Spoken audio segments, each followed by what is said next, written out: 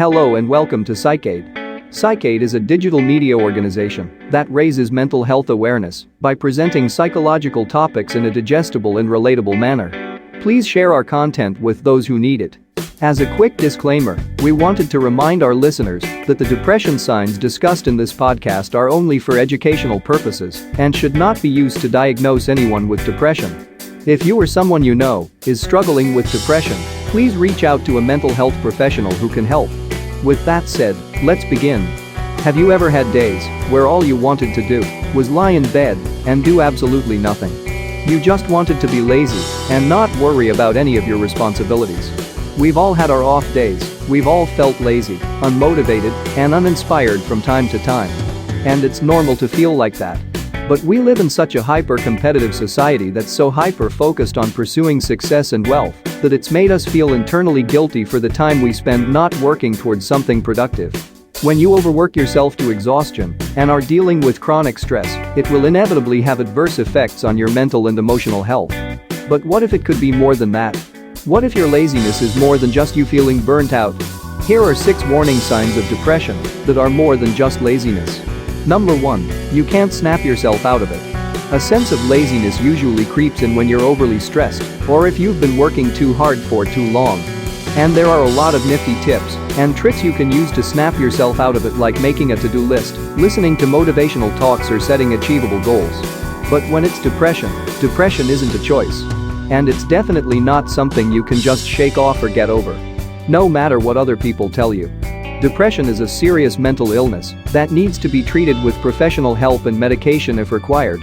Oftentimes, depressive episodes can recur throughout your life, so months of therapy may be needed to help you cope.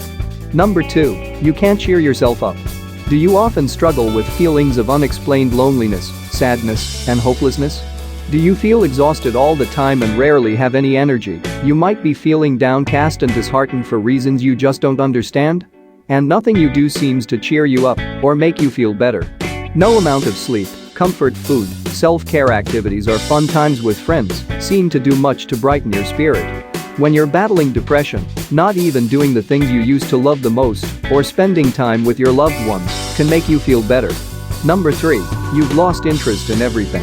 According to the American Psychological Association, a markedly diminished interest of pleasure in activities is one of the hallmarks of a depressive episode. So if you found that your laziness has made you lose motivation and interest in everything, including school and work, then that's a sure sign that something is seriously wrong with your mental health. With depression, you tend to lose interest in your hobbies and emotionally withdraw from those around you. You prefer to stay at home and lay in bed, doing nothing most of the day, because you just can't find it in yourself to care enough about much of anything anymore. Number 4. You can't function like you used to. Do you feel that your laziness is getting out of hand?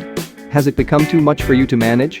Is it getting in the way of your work, your school, or your personal life? If you answered yes to any of these questions, then you may be dealing with depression and diagnosing depression. Psychologists tend to look at the 4 Ds of abnormality. They are deviance, distress, danger, and dysfunction. So if your laziness is making you dysfunctional, significantly interferes with your everyday tasks, and feels like a constant hurdle in your life, then it may be time to see a mental health care professional about it. Number 5. Your laziness isn't triggered by anything. Oftentimes, laziness manifests as procrastination and may be brought on by a number of different reasons.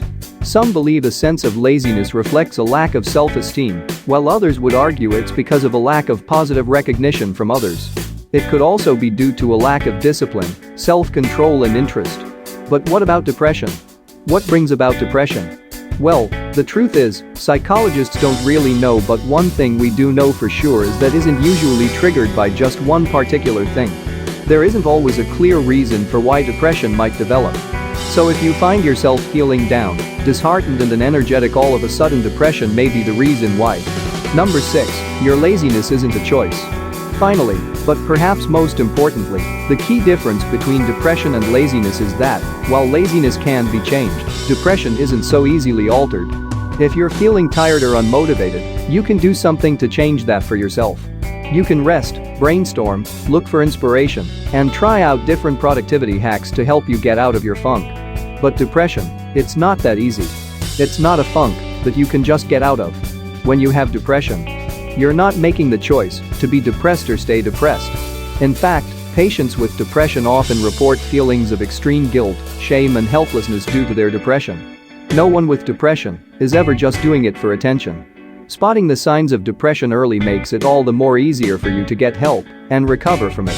That's why it's so important to raise awareness about depression instead of simply dismissing it as laziness, like most people tend to do. So if you or anyone you know may be suffering from depression or can relate to any of the signs of depression mentioned in this podcast, please don't hesitate to reach out to a mental health care professional today and talk to them about it. Did you find this podcast helpful? Leave your response in the comments section below. If you have not yet subscribed to our channel, please do so for more helpful tips and share this podcast with others. With your help, we can reach more people to spread awareness on the mind and mental health issues. Thank you for joining. Take care until next time.